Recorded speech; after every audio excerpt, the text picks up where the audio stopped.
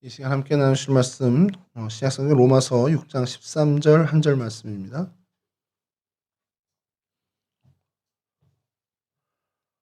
우리 한 목소리로 함께 봉독하도록 하죠. 세 번역 말씀인데요. 로마서 6장 13절 말씀입니다. 함께 봉독하겠습니다. 그러므로 여러분은 여러분의 지체를 죄에 내맡겨서 불의의 연장이 되게 하지 마십시오. 오히려 여러분들은 죽은 사람들 가운데서 살아난 사람답게 여러분을 하나님께 바치고 여러분의 지체를 의의 연장으로 하나님께 바치십시오. 아멘. 예, 오늘 찬양 앞에 하면서 첫 번째 찬양곡에 깜짝 놀랐습니다. 찬양에 깜짝 놀랐다기보다 PPT를 보면서 노인교실에 왔나 싶어가지고 시원시원하게 글씨는 너무 잘 보여가지고 정말 새로운 찬양이긴 해요. 저도 처음 경험한 찬양이고 그런데 가사 너무 좋고 그래서 제가 은혜를 좀 받았습니다. 하나님 나에게 은혜를 주시는구나라는 걸 좀 느끼면서 찬양을 함께 드렸고요. 오늘 저희가 함께 나누는 이 말씀은 우리 지체라고 하는, 그러니까 내 삶과 내 인생, 그러니까 내 자신을 어느 도구로, 의의 도구냐 불의의 도구냐로 이제 어떻게 쓰이게 되느냐, 그걸 결정짓는 게 과연 무엇인지에 대해서 우리가 좀 생각하는 시간을 가지려고 합니다. 여러분, 컴퓨터 그리고 어떤 이 문명의 이기들이 있습니다. 그러니까 이기들은 이로운 이제 기계들인데 이 컴퓨터로 인해서 많은 우리 삶에 굉장히 좋은 유익들이 많이 벌어지는 게 있죠.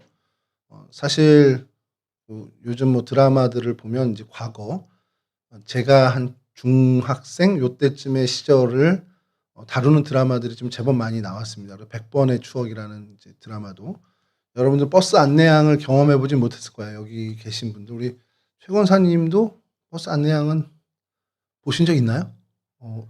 의외인데요. 연세가 좀 제법. 버스 안내양이라니까 안내원이라고 원래 하는 게 맞는데 그냥 안내양이라고만 통칭해서 불렀는데 그 시절에 있었던 이제 그 내용들이 많이 드라마에 등장을 합니다.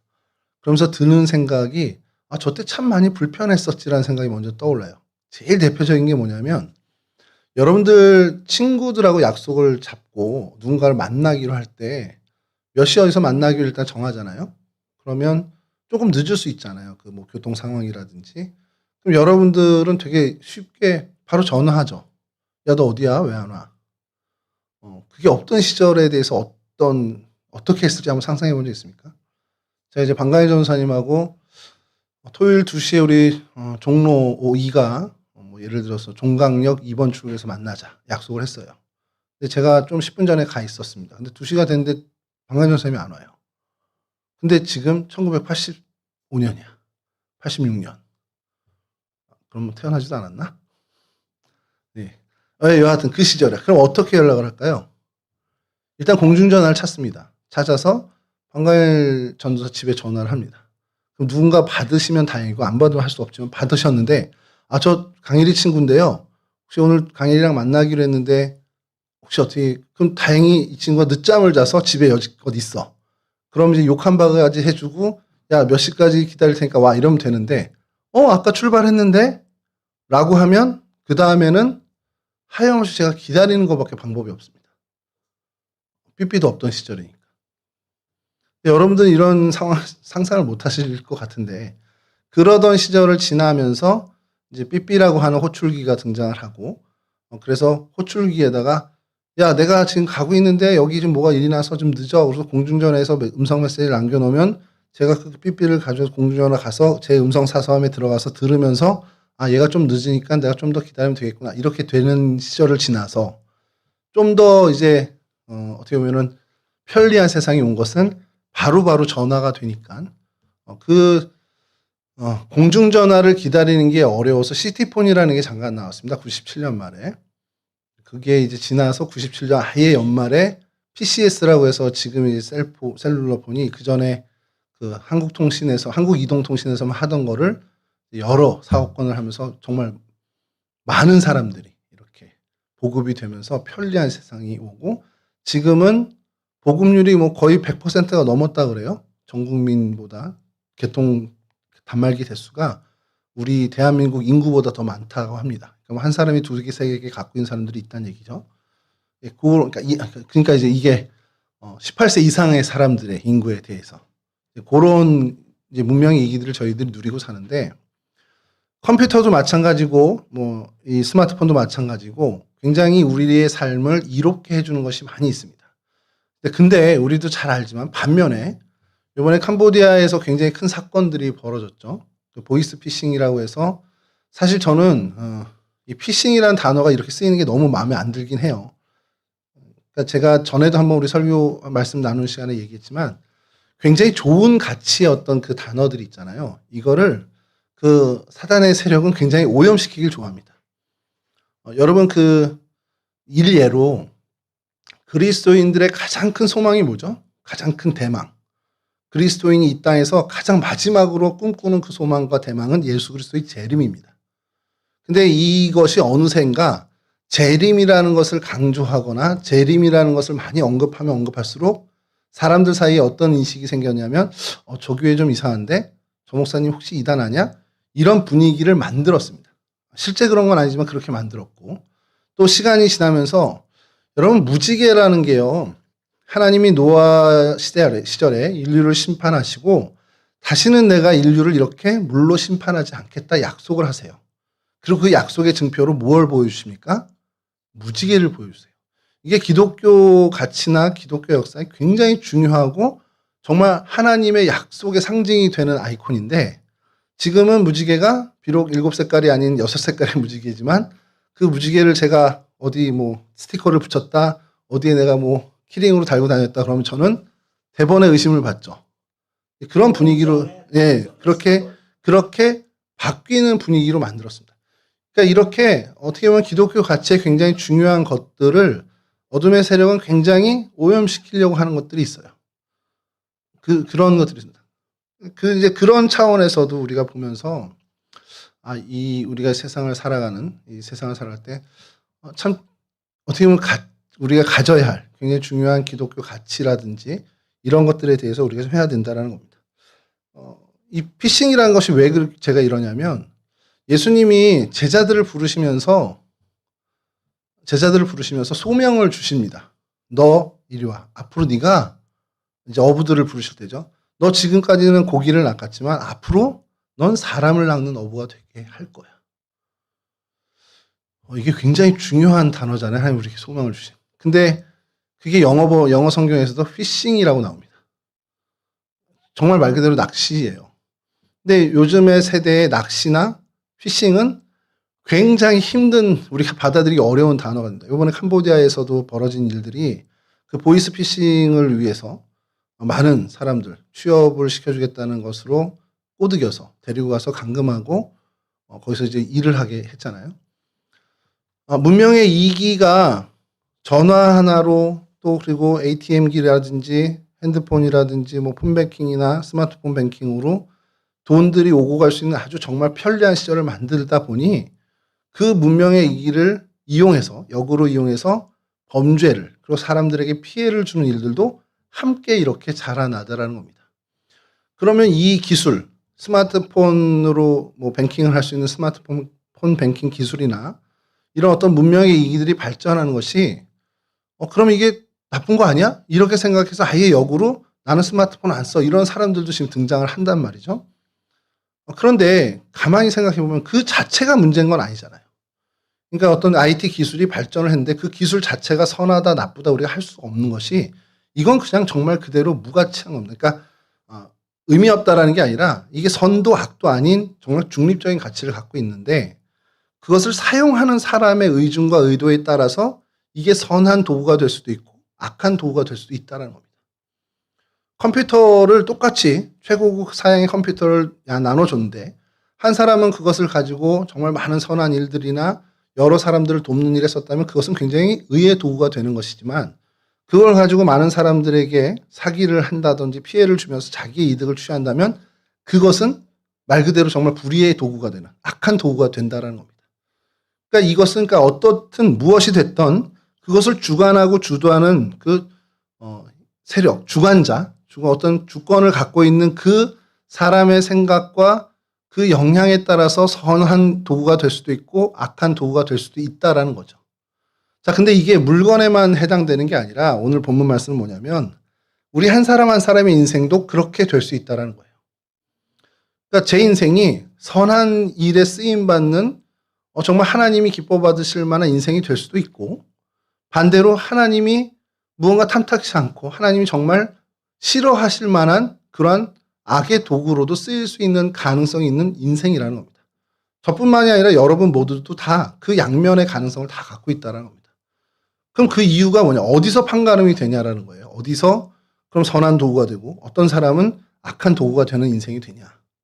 그럼 그 분기점, 그 갈림길에 있는 그 기준이 뭐냐라는 거예요. 그것을 사도 바울이 로마서를 통해서 우리에게 이야기하는 것은 그 사람의 삶의 인생, 그 인생의 주도권을 당사자가 갖고 있느냐, 예수 그리스도가 갖고 있느냐에 따라서 이게 판가름 난다라는 겁니다. 아니, 목사님, 내가 주도권을 갖고 있어도 내가 선한 사람이면 나는 내 인생이 선한 인생이 될 수 있잖아요. 우리가 굉장히 그렇게 이론적으로는 생각할 수 있지만 현실적으로는 우리 안에 그러할 만한 능력이 없다라는 것이 성경의 증언이라는 겁니다. 우리가 억울한 면이 있어요, 사실은. 하나님을 믿고 하나님 앞에서 우리가 살아가면서 선한 삶을 지향하고 선한 사람으로 살고자 애를 쓰는데, 그런 우리라 할지라도 우리 삶의 주도권을 내가 가졌을 때 그것은 악의 도구로 불의의 도구로 쓰일 가능성이 너무 높아진다는 것이 성경의 일관된 증언입니다. 그럼 어떻게 해야 되느냐? 내 인생의 주도권을 내가 갖지 않으면 된다는 겁니다. 그렇다고 뭐 남한테 준다? 그게 아니고요. 내 인생의 주도권, 내 행동의 결정권을 주님께 드려야 한다는 거예요. 그럼 주님이 매번 선택의 기로에 섰을 때마다 나를 알려주십니까? 그렇지는 않죠. 우리의 삶의 습성과 우리의 삶의 어떤 기본적인 태도를 늘 주님 안에서 주님이 결정하시도록 우리가 계속돼서 훈련된 삶을 산다면 우리가 그걸 체득하게 된다. 우리 몸으로 그것을 체득하게 되는 겁니다. 그래서 늘 말씀을 가까이 하고 하나님과 교제하는 그 기도의 시간을 늘 우리가 확보해 간다면 우리의 삶이 주님께서 너무 원활하게 우리를 주관하실 수 있도록 우리의 삶이 그렇게 드려지게 되고, 그러면 우리가 그렇게 따로 크게 노력하거나 갈등하지 않아도 자연스럽게 우리의 선택과 우리의 결정은 주님의 것으로 선택하고 결정되는 삶을 살게 된다는 겁니다. 그 모습까지 우리가 자라나야 한다는 거예요. 그 훈련을 게으리하지 않고 하나님의 말씀을 늘 가까이 붙여서 몸에 붙여서 살고, 그 말씀에 늘 고민하고 그 말씀을 늘 묵상하는 삶을 살고 하나님께 기도하는 기도의 삶을 끊이지 않고 우리가 사는 그 시간을 우리가 살아낸다면 어느 순간 우리의 삶은 주님과 함께하고 주님이 우리를 결정짓고 우리의 삶의 주관자가 되시는 삶을 아주 자연스럽게 살아가게 된다는 거죠. 그게 사실 여러분 우리의 청년의 때에 우리가 훈련해야 되는 굉장히 중요한 신앙의 요소라는 겁니다. 청년 시절이 지금은 못 느끼겠지만 굉장히 빨리 지나갑니다. 여러분들의 삶이 지나가는데 이 청년의 시절에 여러분들이 다른 것에 뭐 신경 쓰고 많이 할 게 많지만 그래도 잊지 않고 놓치지 않고 해야 하는 것은 내 삶의 주도권을 주님께 드리는, 내 삶의 결정권을, 내 행동의 결정권을 주님께 드리는 그 훈련을 이 20대, 30대 여러분 청년 시절에 해 나가고, 그래서 그것이 내 영적 체질이 되도록 만들어야 한다는 겁니다. 그것이 사실은 여러분들의 인생에 성패를 가늠하는 굉장히 결정적인 요소가 된다는 거예요. 그럼 그러기 위해서 뭘 해야 됩니까? 우리가 말씀을 나눌 때 항상 결론은 같은 걸로 어떻게 보면 우리가 좀 초점이 맞춰지는데, 결국 그러기 위해서 말씀을 가까이 하는 삶을 살 수밖에 없습니다. 그러기 위해서 여러분 기도하는 시간을 여러분들이 확보해야 돼요. 말씀과 기도의 삶을 여러분들이 이 젊은 날에 게으리하면 게으리할수록 여러분들의 시간은 점점 늦어질 수밖에 없고, 그러면 하나님의 시간이 계속 늦춰지는 것이 된다는 겁니다. 제가 우스갯소리로 후배 전도사님들이나 목사님들께 늘 하는 얘기가 있습니다. 새벽 기도 운행 총량제라는 게 있어. 이게 무슨 말이냐면 저희 교회는 새벽 기도에 이제 승합차 운행이 없잖아요.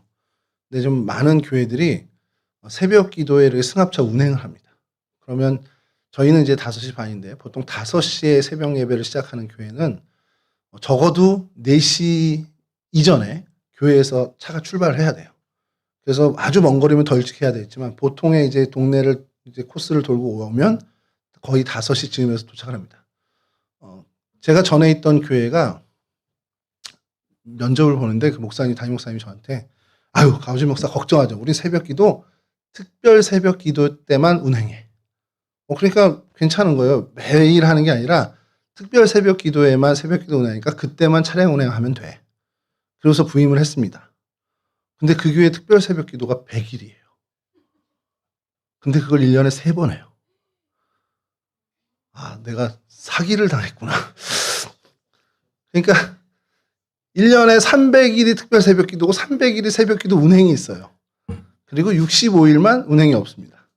그럼 뭐가 특별이지? 이제 그런 생각이 드는데 제가 그런 경험을 하면서 이 목회자가 각자에게 새벽 기도 운행 총량이 있구나. 그거를 내가 전도사 시절부터 많이 해놓으면 나이 들어서는 덜 하게 되는구나. 이런 생각을 하게 된 겁니다. 그거를 제가 어떻게 그 힌트를 얻었냐면 우리 개그맨 신동엽이라는 분이 있습니다. 그분이 유흥 총량제라는 걸 한번 방송에서 언급을 한 적이 있어요. 그게 뭐냐면 한 사람 한 사람마다 그 유흥이라고 하는 그 노는 총량이 정해져 있다는 거예요. 그 에너지가 정해져 있다는 거죠. 젊어서 많이 논 사람은 나이 들어서 놀 힘이 없어. 이 에너지를 그때 다 쓴 거죠. 근데 젊어서 그것을 별로 안 즐기고 놀지 않으면 나이 들어서 늦바람 들듯이 막 노는데 빠져드는 겁니다. 그래서 어차피 인생 전체를 놓고 보면 유흥은 총량제 같다는 거예요.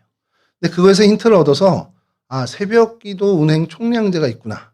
그래서 그걸로 보니까 제 주변에 목사님들을 보면 전도사 시절부터 새벽 기도 운행을 많이 하신 분들은 진짜 실제로 나이든 어디 부목을 가셔서도 새벽 기도 운행을 별로 안 하더라고요.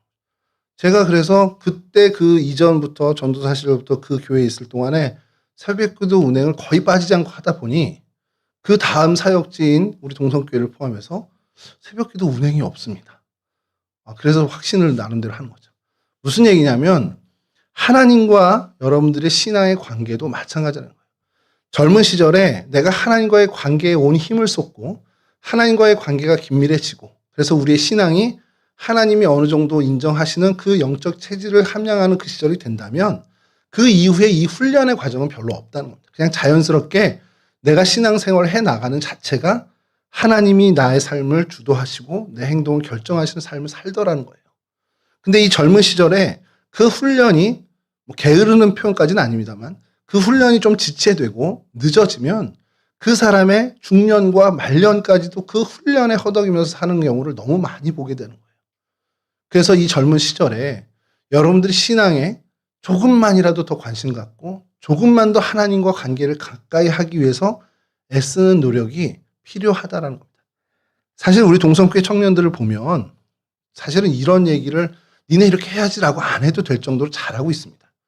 적어도 제가 만났던 이전의 교회의 청년들, 여러분들보다 훨씬 지금 나이가 많은 청년들이겠죠.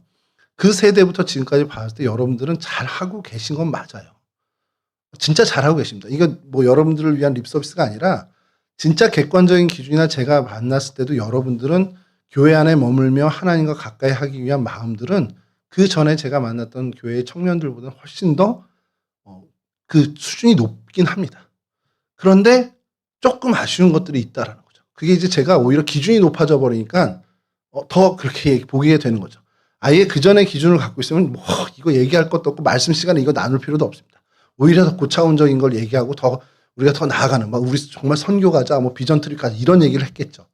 그런데 기준이 높아지다 보니까 아쉬운데 요것만 우리가 조금만 우리 청년들이 조금만 더 말씀에 좀 가까이 가고 조금만 개인적으로 기도하는 시간만 조금만 더 가졌으면 좋겠다. 그런 아쉬움들에 자꾸 말씀이 그쪽으로 초점을 맞춰지는 겁니다. 잘하고 계시지만 잘하고 계심에도 불구하고 조금 더 내가 한 번 더 하나님께 더 가까이 나가는 신경을 쓰고 거기에 집중하는 그런 청년의 시절을 살았으면 좋겠습니다.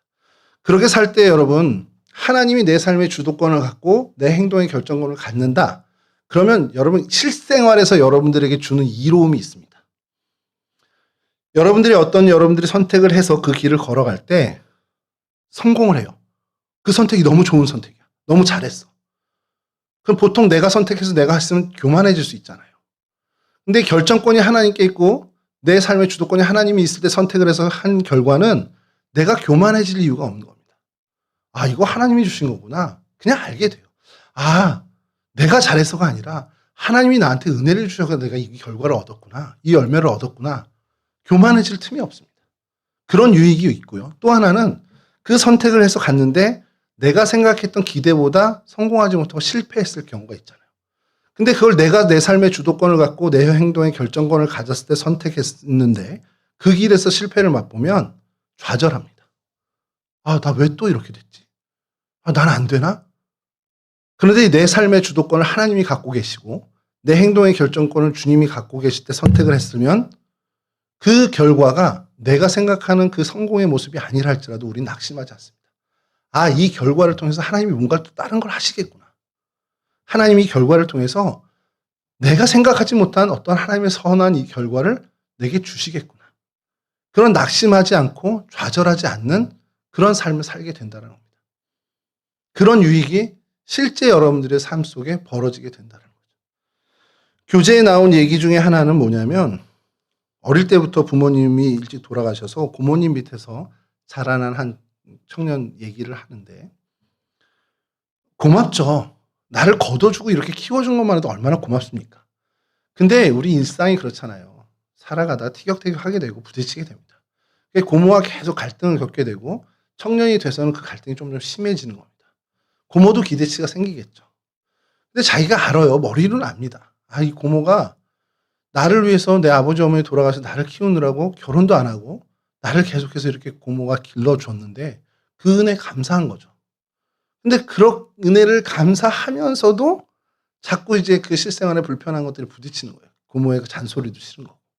근데 어느 날 예배를 통해서 하나님 말씀을 주셨는데 은혜를 받은 겁니다. 아, 내 자신이 죽어야 정말 하나님이 나를 통해 일하시는구나. 그리고서는 그 마음의 결단을 한 거예요. 내가 고모를 보고 다신 짜증을 내지 않겠다.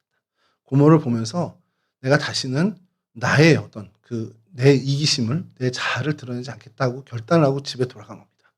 자, 그러면 고모를 만났어요. 그럼 막 하나님이 은혜를 주셔서 나 좋아야 되는데 만나자마자 고모가 막 잔소리를 하기 시작하니까 또 막 우라가 쳐들어서 막 싸우기 시작했더라는 겁니다. 그러면서 이제 그 안에 후회가 또 남게 되겠죠. 그래서 막 차곡차곡 오르다가 순간 하나님께서 은혜를 주셨는지 갑자기 고모가 너무 늙어 보이는 거예요. 막 주름도 보이고 머리도 하얘지고. 그러면서 왈칵 그 모습에 아, 우리 고모가 나를 키우다 이렇게 늙어버렸구나. 그래서 고모를 얼싸안고 울면서 고모 미안해. 그러면서 나 때문에 너무 고생했네. 그러면서 그냥 한없이 고모가 측은해 보이고 한없이 고모가 불쌍해 보이더라는 거예요. 사실 그게 하나님이 은혜를 주신 거죠. 그러고 나서 그 모든 이야기들을 하고서 이제 나누면서 이제 그 관계가 회복되어졌다는 겁니다. 여러분, 하나님이 우리에게 주시는 방법은 그 교재에 나온 예화처럼 아주 드라마틱하지 않을 수도 있지만 여러분들이 하나님 앞에 결단하고 하나님의 말씀대로 내가 한번 살아보게 여러분 다짐하면요. 하나님은 어떠한 방법으로든 여러분들에게 역사하십니다. 부모와의 갈등이 있으십니까? 내 안에 내 자아가 죽지 못해서 그런 일이 벌어지는 거죠. 부부간에 무슨 갈등이 있다? 그럼 둘 다 그 안에 자아가 살았기 때문에 계속 부딪히게 된다는 겁니다. 그렇다고 갈등이 있는 게 다 나쁘다 그런 얘기를 하는 게 아니고요. 그렇게 될 때 하나님을 의지한다면 하나님이 우리가 생각하지 못한 방법으로 하나님의 선한 역사를 이루어 가시는 분이라는 걸 우리가 신뢰해야 한다는 거예요. 그래서 여러분들이 이 청년의 때에 이와 같은 하나님의 은혜, 하나님 나는 죽겠습니다. 내 삶의 결정권 내가 포기할게요. 내가 적어도 나의 삶의 주도권만큼은 내가 안 갖겠습니다. 나는 내 자신에게 있어서 난 죽은 자가 되겠습니다. 하고 하나님께 내 모든 걸 맡기는 그 삶을 매번 실패하겠지만 계속 반복해보자는 겁니다. 그렇게 될 때 하나님이 여러분들의 삶을 주관하시고 하나님께서 여러분을 통해서 이루시고자 하시는 그 하나님이 하나님께 기쁨이 되는 그 삶의 모습을 여러분들이 갖게 된다는 사실이죠. 한 주간 동안 여러분 삶의 자리에서 살아갈 때 한번 여러분들의 주장을 한번 내려놔 보시기 바랍니다. 그렇게 훈련을 정말 일주일에 여러 사건을 만나겠지만 한 번이라도 한번 시도해 봤으면 좋겠습니다. 그렇게 하나님 이 상황에서 하나님 어떠한 뜻으로 나에게 말씀하시나요? 하나님 나에게 어떠한 생각을 좀 주셔서라도 하나님 뜻을 내가 선택했으면 좋겠습니다. 라는 그러한 기도로 하나님 앞에 나가는 이 한 주간의 삶을 좀 살았으면 좋겠습니다. 그렇게 여러분들의 삶을 하나님께 드리며 삶의 결정권을 주님께 양도하는 그런 선한 삶을 사는 우리 동성애 온 식구들, 우리 동성애 온 청년들이 되시기를 주님의 이름으로 간절히 축원합니다. 잠깐 기도하겠습니다. 여호와는 내게 복을 주시고 너를 지키시기를 원하며 여호와는 그의 얼굴을 내게 비추사 은혜 베푸시기를 원하며 여호와는 그 얼굴을 내게로 향하여 두사 평강 주시기를 원하노라. 좋으신 아버지 하나님, 우리를 하나님의 백성으로 불러주심에 감사를 드립니다. 우리의 삶을 하나님의 선한 도구로 사용해 주시기를 간절히 원합니다. 우리의 삶의 자리에서 우리의 인생을 하나님 사용해 주셔서 하나님의 선한 역사를 이루시고 많은 사람들을 이롭게 하며 많은 이들을 주님께로 돌이키는 그 일에 작은 부분이라도 쓰임받는 저희들의 삶이 될 수 있도록 도와주시옵소서. 먼저는 우리 가정에서 그와 같이 하나님의 선한 도구가 되길 원합니다. 우리 학교에서, 우리 직장에서, 나의 삶의 자리에서 하나님의 평화의 도구가 될 수 있도록 하나님의 은혜의 도구가 될 수 있도록 우리 동성애 청년들 한 사람의 인생을 주님 붙잡아 주시옵소서. 이제는 우리 주 예수 그리스도의 그 크신 은혜와 우리 아버지 하나님의 그 극진하신 사랑하심과 성령 하나님의 교통하심과 인도하시며 주관하심이 나의 삶을 주님께 양도하고 나의 삶의 결정권, 나의 행동의 결정권을 주님께로 드리기를 결단하는 우리 동성애 온 청년들 인생 위에 이들의 삶의 자리 위에 이제부터 영원히 함께하여 주시길 예수님의 이름으로 간절히 축원하옵나이다. 아멘.